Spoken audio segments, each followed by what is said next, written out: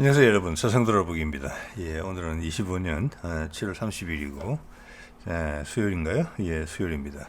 자, 오늘은 대문사진에서 보신 것처럼 7월 27일이 사실은 이제 1953년에 한국 전쟁이 정전, 즉 휴전된 그 날입니다. 그래서 트럼프가 그날을 기념해서 백악관에다 글을 하나 올렸어요. 자, 그러니까 우리 시간으로는 28일 날쯤 올라왔겠죠. 근데 그걸 보도하는 국내 언론을 한 두 가지 정도를 봤습니다. 이제 그들 덕분에 제가 이제 백악관의 트럼프의 글을 실제로 꼼꼼히 보게 됐는데요. 국내 언론들이 상당히 왜곡 보도를 한다. 이것은 어떻게 보면은 등잔 밑이 어둡다. 이런 생각이 좀 들 정도고요.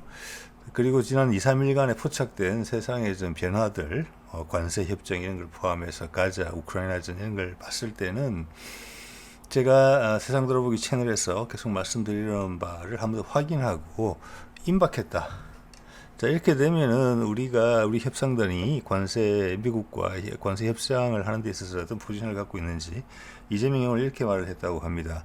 국민을 대변하고 있는 거니까 당당하게 하라. 쉽게 할 수 없는 이야기라고 생각을 하거든요. 제가 채널에서 계속 말씀을 드립니다만은 미국은 우리한테 험하게 할 수가 없는 입장이에요.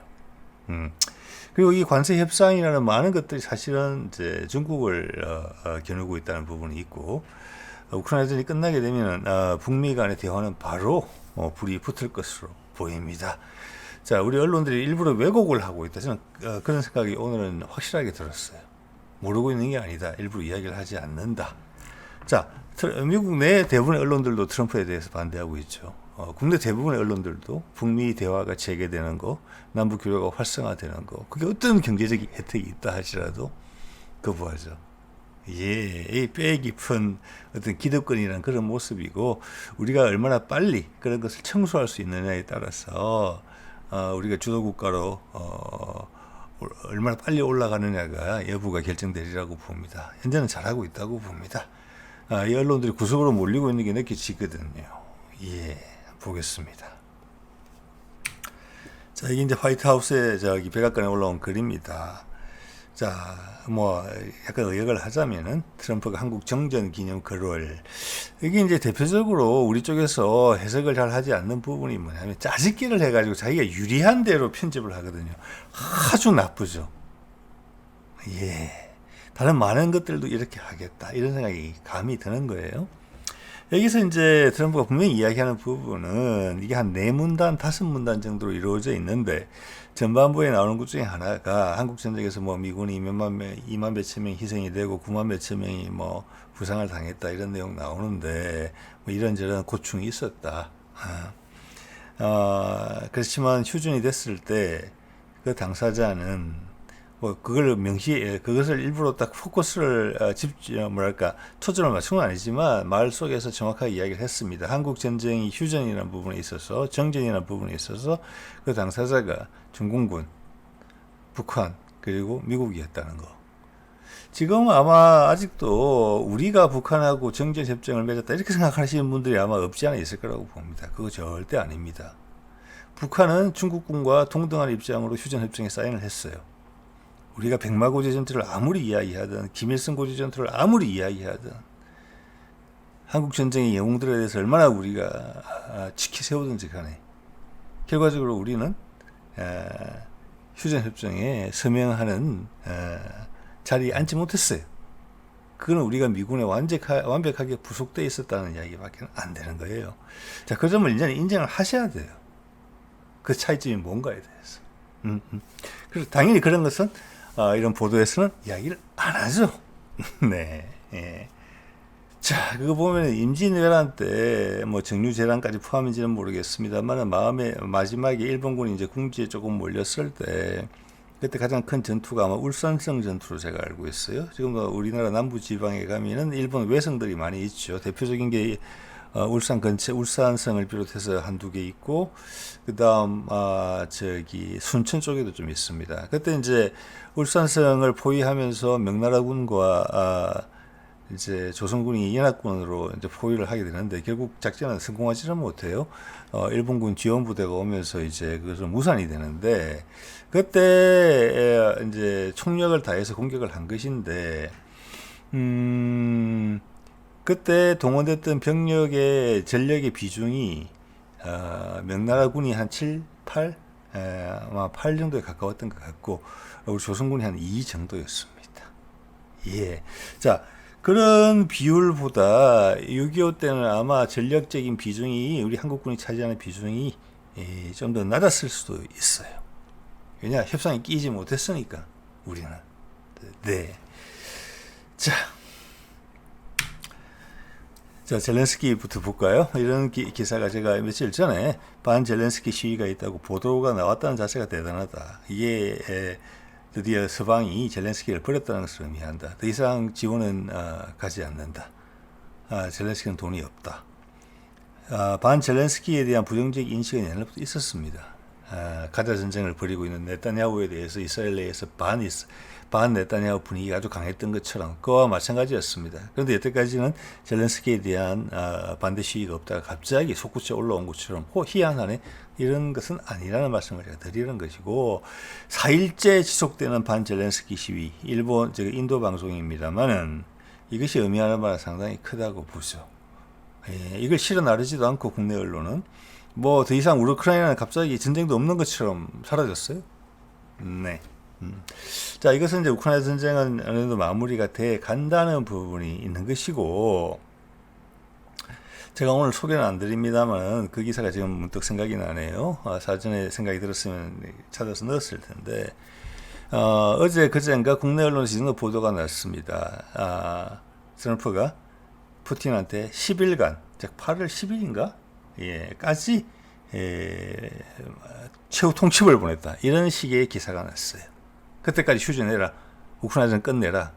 지금 어떻게 보면은 이제 마무리 단계에 있는 거거든요. 끝내기 단계란 말이에요. 바닥으로 치자면은 뭐 변수가 있을 수도 있죠. 그렇지만 전반적으로 그렇다. 예.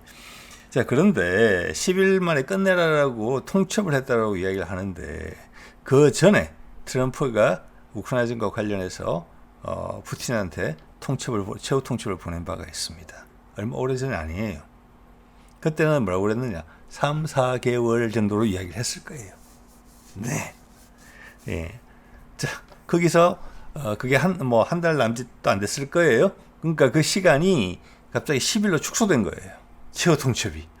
그래서 미국은 항상 내가 전체 상황의 꼭대기에 서 있으면서 모든 상황을 장악하고 있는 것처럼 이야기를 하고 푸틴은 그것을 용인하고 있어요.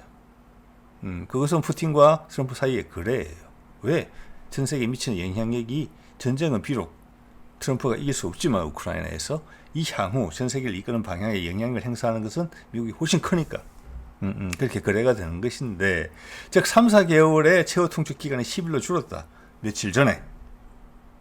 그러면서 이런 기사들이 난다. 이건 뭐냐? 우크라이나전이 끝났다는 이야기입니다. 제 해석으로는. 여러분 한번 생각해 보십시오. 그리고 제가 조금 전에 말씀드린 내용이 있죠. 3, 4개월에서 10일 최후 통첩했다는 것은 100% 사실입니다. 예. 그래서 이건 정리가 돼가고 있다. 이게 정리가 돼가니까 갑자기 우리나라에 이런 기사가 나오기 시작한다. 이것은 우연이 아니다. 왜? 트럼프가 누누이 이야기해왔으니까. 우크라이나전 끝나면 김정은과 이야기한다라고. 이야기 이제 나오는 것이고 그 통로는 우리를 통해서 될 것입니다. 당연히. 그래서 우리가 김여정한테 제안을 했다. 제안에 흥미 없어 팽했다. 그렇지만 평화를 위해서 노력하겠다. 애매하게 다르죠. 자, 외면하고 있는 북에 다시 유화 손짓, 한미연합훈련 조정 실현 가능. 자, 이런 기사 왜 갑자기 나오느냐? 이 시점에 우크라이나전이 끝났다. 트럼프가 3, 4개월에 푸틴에 대한 최후 통첩이 10일로 줄었다. 즉 8월 초까지 끝난다. 한반도 시동이 걸려야 된다. 그와 동시에 관세 협상도 한국이 하고 있다. 8월 1일까지 어떻게 결론이 나오겠느냐? 네, 절대 우리가 독특하게 불리하게 나오지는 않을 겁니다. 관세 협정 자체가 지금은 기본적으로 중국 몰기예요. 구석으로 몰기. 그리고 약간은 EU에 대해서 혼내주기, 그리고 좀 앞으로 조심해야 돼. 미국이 신경을 써야 될 나라들, 미국이 하고자 하는 바를 방해할 수 있는 나라들, 예를 들어서 일본 같은 나라입니다. 한반도권에 대해서 단속하는 용도로 쓸 것이죠. 그런 면에서 한국은 미래에 엄청나게 중요한 파트너가 될 국가이기 때문에 겉으로 드러나는 건 비슷할지 모르지만 내부적으로는 알맹이가 미국 입장에서 봐서는 알맹이가 없는, 우리 입장에서는 별 고민할 게 아닌 이런 결론이 날 가능성이 크다. 왜? 북한 쪽으로 훨씬 큰 이해관계가 만들어지니까. 우리는 미국한테 관세를 뜯겨서 미국의 재정에 도움을 주는 정도가 아니라 플러스로 생산력을 미국 경제, 미국 자본에 새로운 생명을 부여할 수 있는 그런 입장을 가지고 있는 것이니까 조금씩 차이죠. 예. 자, 이게 상관이 있다. 그리고 푸틴이 계속 했죠. 철도 모스크바 한 달에 한 번. 그리고 지금 고속도로 연결. 철도는 이미 연결한 부분이 있죠. 낮은 선봉지구까지 러시아가 돈을 들여서 일단 경계선을 넘어왔다. 러시아 자본으로 철도가 두망을 건너왔다는 게 큰 의미가 있는 일입니다. 그건 이미 몇 년 전에 했어요. 자, 모스크바 평양 첫 비행기 띄운다 했는데 첫 운항을 했고, 이것도 한 달에 한 번씩인 것 같고, 원산 직항 검토 중. 원산이면 북한 입장에서 보면은 서울 다음에 부산 같은 곳입니다. 그리고 최근에 거기 무슨 휴양지를 투자를 해서 건설했다는 부분이 있죠. 그걸 살려주겠다는 것입니다. 예. 자, 그리고 트럼프가 동시에 잊을만 하면 연행을 또 했죠. 관세 다음은 평화. 이것은 MBC가 대목을 잘 잡았다고 봅니다. 왜? 이건 다 우크라이나에 끝났다는 걸 이야기하고 있는 거예요. 푸틴은 푸틴의 할 일을 하고, 트럼프는 트럼프의 할 일을 하고, 이재명은 이재명의 할 일을 하고 있고, 언론은 그 와중에서 정신을 못 차리고, 뱅뱅뱅 돌고 있다. 트럼프와 대화가 열려 있어. 당연한 이야기죠. 자, 이 중에서 여러 가지 혼란스러운 것 중에서 알맹이를 골라내서 줄을 꿰어 보면은 상당히 산뜻하고 대단한 목걸이나 소중한 기금속이 만들어진다는 것을 알 수가 있습니다. 예. 자, 이제 관세 협상 한번 내용 한번 볼까요? 제목만 가지고도 여러 가지를 유추해 볼 수 있습니다. 이런 맥락이면은 카드는 농산물, 조선업, 에너지. 자, 이것은 서로 주고받는다는 의미가 있어요. 자, 조선업은 미국이 이미 우리한테 많이 기대고 있는 것으로 우리 외에는 대안이 없고, 미국이 아쉬운 부분을 드러낸 곳이기 때문에 저것은 우리가 협상 카드로 쓰겠다는 이야기지요. 제가 또 여러 번 말씀을 드렸습니다만 북미 종전선언이 되게 되면 조선업의 뒤를 이어서 많은 미국이 간당간당한 미국이 우위를 갖고 있지만 중국과의 본격적인 전 세계 제조업 경쟁에서 이길 수 없는 부분들이 한반도로 넘어올 것이라는 말씀을 드린 바가 있어요. 자, 에너지라는 부분은 상당히 중립적인 부분이에요. 저것은 의미가 커요. 저것은 주는 카드도 아니고 받는 카드도 아니고 같이 사업을 한다는 카드예요. 이것은 이야기를 다 한 거예요. 자, 뒤에 조선업과 에너지는 미국이 엄청나게 소중한 부분이에요. 중국을 누르는 데 있어서. 미국이 현재 지위를 지금만큼은 아니겠지만 계속 유지하면서 중국을 누를 수 있는, 세계 판짜기를 새로 할 수 있는데 되게 한국이랑 파트너가 중요한 부분이거든요. 저기다가 아마 AI 부분이나 이런 부분도 들어올 겁니다. 에너지에는 수소가 다 포함되는 거고, 에너지 자체가 바뀐다는 것은 엄청난 이야기를 하는 것이죠. 신재생 에너지, 예를 들어서 수소차, 기타 등등 차세대 원전, 엄청난 부분입니다. 세상을 모두 싹 바꿀 거예요. 차가 다 바뀌고, 함정이 바뀌고, 항공기까지 바뀔 수도 있죠. 자, 농산물은 즉 미국이 원하는 부분이라는 걸 알 수가 있어요. 자, 여러분, 방산이나 몇몇 부분 빼고 우리가 미국에서 대규모로 수입을 할 수 있는 게 별로 없어요. 그게 안타깝지만 적나라한 현실이에요. 자, 거기다가 중국이 사실은 엄청난 농산물을 미국으로부터 수입을 해왔는데 양쪽에 무역 분쟁이 발생을 하니까 중국이 부담을 느껴서 농산물의 수입선을 다변화합니다. 그래서 남미 국가들한테서 많이 사가지고 가요. 그러니까 미국 지금 농민들은 상당히 어려워요. 그러면은 그게 정치적으로 힘들어지거든요. 농업 생산력이 중요한 서부의 미국의 주들이 있습니다. 예를 들어서 중서부 이런 곳에 밀이나 콩, 중국의 맞춤으로 생산을 해오던 지난 20-30년간 그들이 타격을 받는 거예요. 그럼 수익을 보장해 주려면 정부에서 보조금을 주는 수밖에 없거든요. 그건 재정 지출이에요. 그렇기 때문에 우리한테 농산물에 대한 부분을 되게 강조할 수가 있거든요. 쌀, 사과 이야기도 하더라고요. 보니까 소고기 이런 것을 우리가 받아줄 수 있는 카드가 절대 아니에요. 우리도 민심 이반이 일어나는 부분이거든요. 안 그래도 시골 인구가 지금 줄어들고 우리가 지방 활성화를 부르짖는 마당이 있는데 이것은 정치적으로 받아줄 수 있는 카드가 아니고 미국이 이걸 관철시키지는 못할 겁니다. 예. 자, 그런 생각이 들고요. 큰 맥락은 좀 전에 말씀을 드렸고, 여기서 더 중요한 것은 이겁니다. 다른 나라들이랑은 다 8월 1일 날 결정을 하겠다고 해놓고, 정작 중국과는 관세 휴전을 90일 연장한다? 예. 다른 거 다 정리해 놓은 다음에, 중국만 줘주겠다. 저는 이렇게 충분히 해석이 되는 부분이에요. 왜냐하면은, 지금 일본이나 EU 우리하고 지금 뭐 관세 협정 그리고 시장 개방 문제 여러 가지로 이야기를 하는데 결과적으로는 관세만 남을 거예요. 관세만. 그리고 투자 약속은 전부 다 구두의 약속이에요.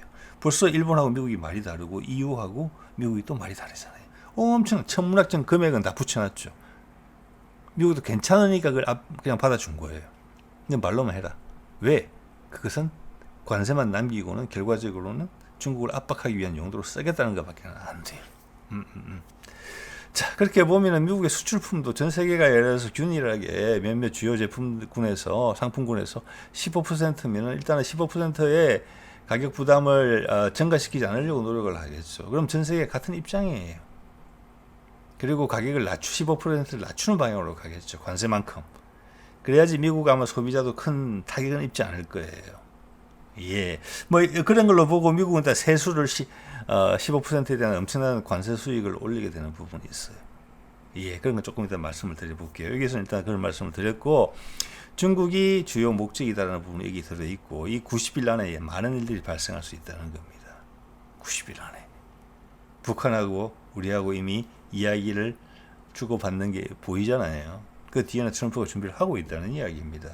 그리고 오늘의 이제 주요 주제인 트럼프의 한국전쟁 정전기념 그 글귀에 보면은 아주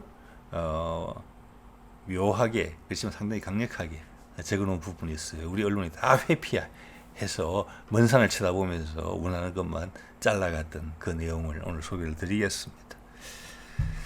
자, 여기 보니까 이제 연말까지 관세 수익이 금년만 하더라도 아직 관세가 본격화 안 됐는데 3천억 달러다. 3천억 달러면은 우리 돈으로 400조 원입니다. 그리고 이제 8월 1일 이후로 본격화가 되게 되면은 뭐 전체를 그것까지 감안한 거겠죠. 3천억 달러고 내년 정도 되면 3천억 달러 훨씬 넘어가겠죠. 예, 금년 절반은 그냥 날아간 셈이니까 그러면 예를 들어서 한 4천억, 5천억 달러 정도 될 수 있다고 봅니다. 예, 그러면 우리 돈으로는 1천조 가까이 될 수도 있어요. 매년 관세 수입이. 그리고 그들 각 나라들끼리는 서로 경쟁을 하기는 입장이기 때문에 15%를 당연히 그들의 상품 가격에 절대 반영하지 못할 것이다. 그래서 그러므로 미국 소비자들, 현재 미국 시장이 가장 큰 시장이니까 세계에서 많이 위축되긴 했지만 그래도 세계 1등이니까. 자, 그래서 미국 소비자한테 가는 피해도 15%만큼 올라가지는 당연히 않는다, 물건값이. 모든 나라가 다 똑같으니까. 자, 거기다가 이 금액이 이제 중요한 거예요. 미국 재정적자의 연 재정적자의 17%를 메울 수 있는 수준이다. 이게 큰 거거든요. 그리고 여기 이거 한번 보세요, 여러분. 지금 이제 이 관세에 대해서 미국이 행하는 정책적 근거는 뭐냐면은 현재가 위기 상황이다. 재정적 위기 상황이다. 거기에 따라서 행정명령으로 이걸 처리하고 있어요. 법안을 만들어서 하는 게 아니고. 그래서 이것을 누가 소원을 걸 수가 있어요. 헌법 소원 같은 걸. 그렇지만 저는 트럼프가 이렇게 하는 것은 아주 적절하다고 봅니다. 미국 위기 상황 맞거든요. 사실. 세계 최고의 빚을 지고 있잖아요. 그리고 미국 스스로가 지금 패권적 지위를 지금 놔버리겠다. 나토도 더 이상 신경 안 쓴다. 적과 다시 화해를 하겠다. 헤게모니를 놓겠다는 거예요. 그럼 헤게모니로 유지되는 달러 힘은 어디로 가서 그 달러는 무너지는 것밖에 안 되거든요. 그걸 막아쓰는 게 지금 관세 이야기예요. 돈이 들어온다. 그리고 오히려 재정을 건전화시킨다. 과거 방식으로 계속해서는 패권적 지위를 유지해서는 그냥 미국 같이 망하는 거다. 예, 그 이야기를 하는 거고 그걸 관철시키는 거예요. 아시다시피 미국 연방준비위원회는 우리 한국은행이나 다른 나라의 중앙은행처럼 그렇지가 않습니다. 물가 안정이 목표가 아니에요. 그들의 사익을 추구하는 은행가들의 집합체예요. 그들이 정 원하면 달러를 버릴 수도 있고 다른 통화로 갈아탈 수도 있어요. 그들은 미국 정부에 돈을 빌려주고 이자놀이를 해요. 근데 이 나한테 돈을 빌려간 이 채무자가 돈놀이를 잘 못하고 나라의 힘이 떨어져서 신뢰성이 떨어진다 그러면은 미국에 있는 자금을 딱 다른 것으로 환전을 해서 뭐 달러로 환전을 하든 죄송합니다 금으로 환전을 하든 위안화로 환전을 하든 해서 빠져나갈 수 있는 그룹이에요. 자 그런 면에서 지금 트럼프가 선택한 길은 되게 아슬아슬한 길이에요. 자, 미국이 조금이라도 남은 패권적 지위를 최대한 활용해서 이걸 짜내게 하는 거거든요, 관세를. 그리고 그만큼 돈을 밀어넣고 내가 당신 나라에 돈을 갚을 수 있다는 걸 보여주는 거예요. 예, 밑 빠진 독에 물 붓기가 아니라는 거예요. 너 패권적 지위를 다 놓치면서 군산법 합체 방식으로 하는 걸 포기하면은 달러 어떻게 되는 거야? 우리 도망가야 되겠는데 중국으로 갈아탈까? 아니다. 관세로 갖고 너희들 계속 달러에 붙어 있을 만한 내가 계기를 마련해 줄게. 이겁니다. 뭐 제가 다른 각도에서 이런 말씀을 계속 드려오고 있습니다. 거기에 이때까지 드려왔던 말씀을 다시 덧붙여보자면 북한에 대한 투자 바람을 부는 거. 이것이 엄청난 겁니다. 계속 달러로 있어야지 우리 오히려 유리하겠구나. 미국 트럼프가 새로운 방식으로 일을 전개하네. 우리는 돈을 벌면 되는 거니까. 이겁니다. 그래서 급하게 진행되는 건데 여기서 이걸 바로 다음 북한 그리고 북한이 바로 종전선언이 되게 되면 북미 간에 바로 투자 바람이 불어서 돈이 그렇게 간다는 것을 의미해요. 지금 물레방아가 빨리 가속도를 붙이면서 붙여야 되는 거예요. 그게 중요하겠습니까? 한국하고 지금 관세협정 시장 개방하는 게 중요하겠습니까? 이 상황에서 아니죠. 북한이 생산 기지로서 자리 잡는 것뿐만 아니라 유라시아 대륙 세력하고 남쪽 세력이 서로 연결되면서 서로 희망을 준다는 부분.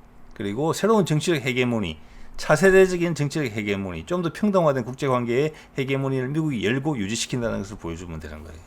돈도 실제로 일단은 관세를 막아주고 북극항로, 북극항로로 대표되는 대륙 세력과 해양 세력의 접합, 거기서 오는 시너지, 신재생 에너지로서 발생하는 세계 각국의 어떤 소득 발생, 소비 진작, 거기에 미국 기술이 우선적으로 간다. 아직 표준을 재생할 수 있는 힘을 미국이 가지고 있거든요. 그 표준을 전 세계에서 모든 시스템을 바꾸는 어떤 제조의 역량은 미국이 갖추고 있지 못하죠. 그 자리를 여태까지 중국이 차지했는데 그것을 한국과 북한이 차지해야 된다. 그럼 게임이 되는 것이다. 이런데 관세 갖고 지금 뭐 크게 우리하고 성가시게 할 이유가 있겠습니까? 형식적으로 하는 것이지요. 더 미국 입장에서 중요한 것은 남북 간의 대화가 잘 되고 있나, 트럼프가 지금 하고 있는 게 조정이 잘 돼서 면밀하게 러시아 입장하고 잘 맞아가면서 밖으로 드러내놓지 않고 물밑으로 계속 서로 정보를 주고받으면서 준비를 해가야 되는데 빨리 그게 잘 되고 있나, 이게 훨씬 관심이 있겠죠, 트럼프 입장에서는.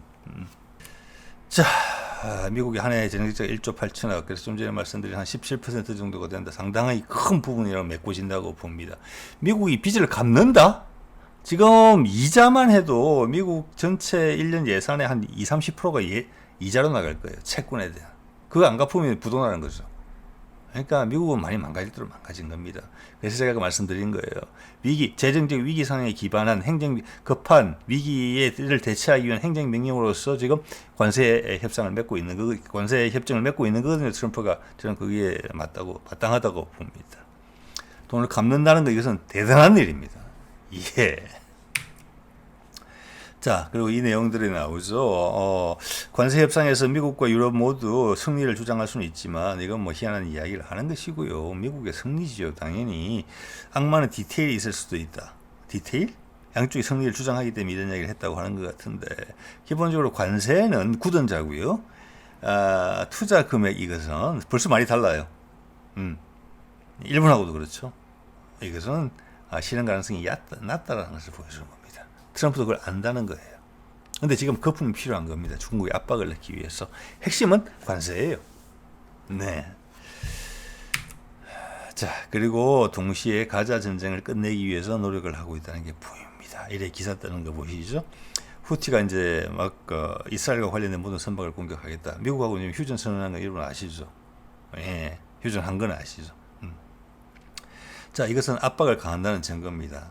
네타냐후를 궁지로 몰고 있어요. 그리고 밑에는 인도주의적인 부분이 있죠. 이게 얼마나 상반되는 겁니까? 위에는 군사적으로 후티가 압박을 하고 있어요. 이란이 계속 지원하겠죠. 기타 다른 중동의 국가들은 누구 편이겠습니까? 네타냐후가 트럼프한테 코가 콱 짓눌린 걸 봤는데, 이란 이스라엘 분쟁을 해결하는 과정에서 후티를 지원하겠지요. 그게 중동의 평화와 중동의 번영에 중요하다. 푸틴도 그걸 원한다. 왜? 거기서 네타냐후가 주도하는 이스라엘이라는 나라가 아시아 대륙, 유라시아 대륙과 아프리카를 연결하는 그 가운데서 알박기 하는 것을 두고 볼 수 없기 때문에 그렇다. 예. 자, 아프리카는 현재 자원 밖에는 없지만 앞으로 신재생 에너지가 되면은 거기도 산유국이 되는 셈입니다. 다양하게. 예. 이때까지의 패권 구도로는 아프리카는 그냥 우라늄이나 좀 빼앗고 다이아몬드나 좀 빼앗고 석유나 좀 빼앗는 그런 땅에 불과했어요.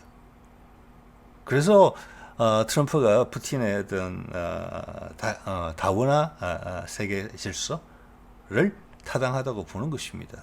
자, 신재생 에너지는 안 갈 수가 없는 거죠. 그래야지 아프리카가 개발될 수 있습니다. 그들이 돈을 만지고 투자를 하게 돼요. 유라시아 대륙과 연결될 필요가 생겨요. 지금 완전히 고립된 대륙이잖아요. 그리고 그렇기 때문에 이집트와의 관계 개선에 예전부터 우리가 공을 들여왔고 본격적으로 연결이 되려면 그거 가자지고 이스라엘 그 지역이 우리가 한반도가 남북 소통이 돼서 북과 항로가 트였을 때 우리가 한반도를 지키는 힘을 행사해야 되는 것처럼 이스라엘도 그런 역할을 해줘야 되는데 이스라엘은 그렇지가 못하잖아요. 그래서 결국 이스라엘은 저는 망가질 거라고 봅니다. 다른 세력으로 대체될 것이라고 봐요. 왜? 큰 흐름에 맞추지를 못하거든요, 자기들이. 예. 자, 그리고 트럼프도 이제 오늘 그 내용이 나올지 모르겠는데 트럼프도 그의 정년 기념 글에서 이것을 강조했습니다. 한반도를 지킨다고 이야기해요. 남한이 동맹국이라고 이야기하면서 또 아시아에는 독재 국가들이 있다고 이야기를 하면서 그걸 북한이라고 반드시 지칭하진 않았어요. 오히려 중국이라고 해석을 하는 게 제일 적당한 맥락으로 이야기를 해요. 그러면서 한반도를 지키는 힘이에요. 한반도를 지키는 힘. 남한을 지키는 힘이 아니고 교묘하게 북한이 적대적이지 않아요. 그게 포인트고 끝에 가서 방점을 딱 찍는데 그걸 딱 잘라서 말 안 해버리는 겁니다. 우리 언론들이. 자, 그리고 밑에는 3명 중 1명을 굶어주고, 그래서 어젠가 며칠 전부터 그런 기사 여러분 보셨죠? 비행기에서 항공기로 가자 지역에 뭐 식량을 투하하는 거. 예, 그것도 많이 부족하다. 굶어 죽지 않을 정도밖에 안 된다. 그게 왜 그러느냐 그러면 사람들이 굶어 죽고 있는데 네타냐후 때문에 그렇다. 그 이야기예요. 네타냐후에 대한 정치적 압박입니다. 이거 있네요. 예. 도널드 트럼프, YTN에서 보도한 내용이에요. 도널드 트럼프, 그러니까, 7월 27일 그 정전 기념 글을 소개하고 있는 겁니다. 트럼프 미국 대통령은 정전협정 기념일을 맞아 철통 같은 한미동맹을 강조하고 맞습니다. 한반도 보호에 전념하고 있다고 밝혔습니다. 이렇게 적었잖아요. 너무 어색하지 않아요? 남한을 보호해줘야죠.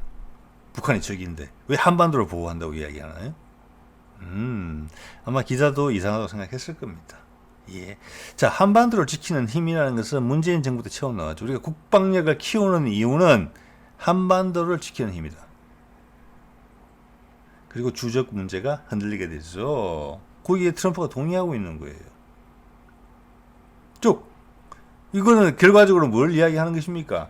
분명히 이재명은 문재인의 이 노선을 당연히 개선 발전시키고 있거든요. 자, 이제는 뭐냐? 그런 타이밍이 왔더니 트럼프 2기에는 이재명과 미국과 한국이 힘을 모아서 한반도를 지킨다.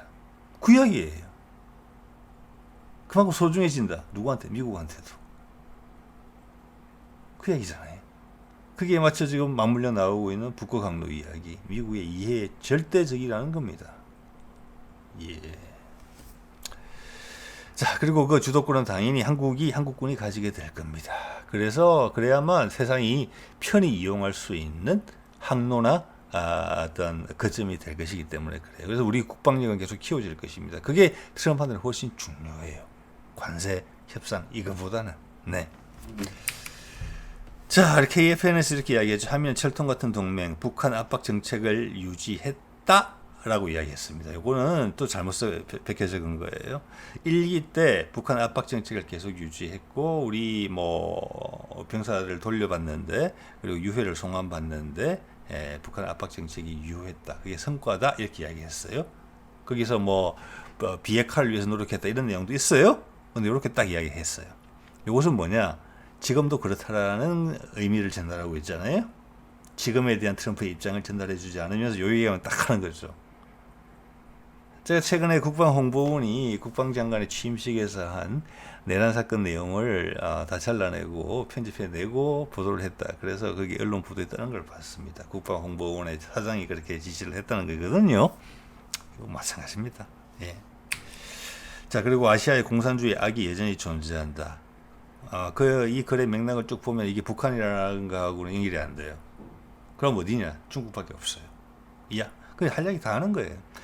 한미 군대 철통간 동맹 이야기를 했죠. 북비핵화, 미국 인질 석방을 위해서 북한 최대 압박 제재를 가했다. 1기 때. 지금은 아니고. 그리고 비핵화도 추진했다. 그리고 2기 때는 이걸 할 것이다라는 부분을 싹 빼고 이야기하고 있는 것이죠. 자, 대통령 메시지 발표, 힘에 의한 평화 강조. 이것은 우리를 군사적으로 계속 지켜주겠다는 한반도를 지킨다. YTN을 썼는데 KFN은 국방홍보는 그 표현도 쓰지 않았습니다. 예. 왜 한반도를 지켜주지? 힘에 의한 평화는 북한을 적대시하면서 남한을 북한으로부터 보호해준다는 것으로 대부분의 사람들이 생각하게 돼 있잖아요. 그것이 패러다임이 이미 바뀌고 있다는 것입니다. 거기에 적응을 못하고 있는 거예요. 예. 이런 표현을, 한반도를 지키겠다는 표현을 YTN에 썼지만, KFN 국방홍보원과 대동소이하다고 봅니다. 예. 결론을 전달하지 않았기 때문에. 그 결론이 이겁니다. 이들이 번역하지 않은, 발췌하지 않은 한 문단입니다. 여기 볼까요? 이 한 문단의 절반 정도만 했어요. 자, 이거 제가 대충 해보겠습니다.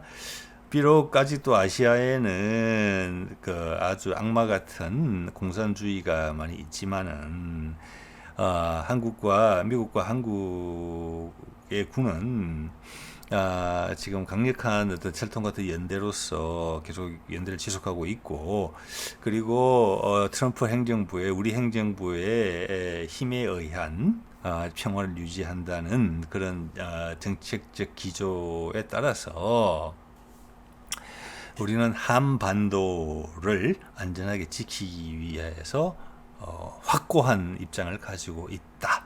자, 여기까지는 번역을 했어요. 발췌도 했어요. 마지막 제가 빨간 줄 그은 문장 제가 위에도 적었죠. 예, 뭐라고 했습니까? 일단 영어로 한번 읽어볼게요. 발음이 좀 이상하겠지만, Working together for the noble causes of safety, stability, prosperity, and peace. 이렇게 이야기했습니다. 즉, 마지막 글의 주어는 뭐냐면은 미국과 한국의 군이에요. 또는 미국과 한국의 정부예요. 우리는 같이 협조를 하고 있다. 뭘 하기 위해서? Noble causes. noble 하면 새롭고 신박한.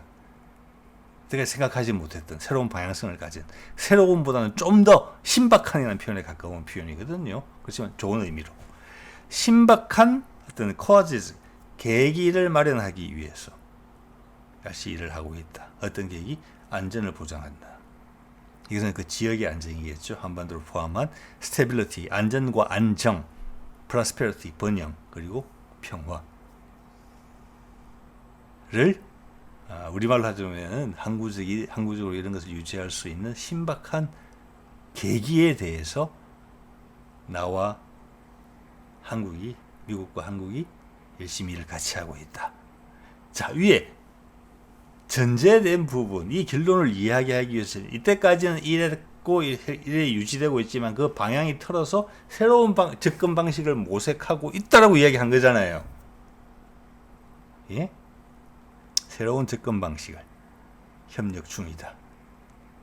그리고 우크라이나전이 끝나는 기미가 보이자 우리가 북한하고 접촉과 제안을 하는 부분이 나온다. 트럼프도 기다리지 않고 이야기를 했다. 그리고 그의 한국전쟁 휴전기념 글귀에서도 그런 표현이 나왔다. 신박한 방식에 대해서 한국 정부와 협조하고 있다. 그 신박한 방식이 뭐냐?